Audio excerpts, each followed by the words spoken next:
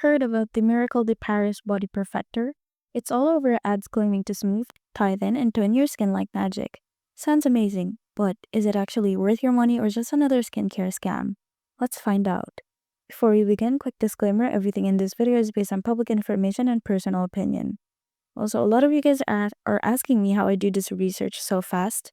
I actually put together a complete guide that shows you my exact process. Links in the description. The Miracle de Paris Body Perfector is supposed to be a firming cream that gives you visibly smoother skin.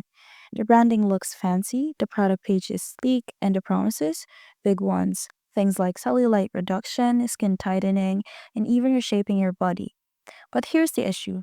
When you check Trustpilot and malware tips, the vibes are not great. Multiple buyers complain about weak results, delayed shipping, and zero customer support.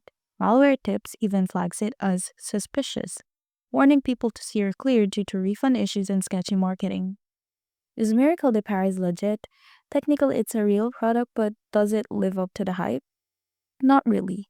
Between the over-the-top claims and bad reviews, it's probably not the miracle it promises to be. Have you tried it? Did it work for you or not?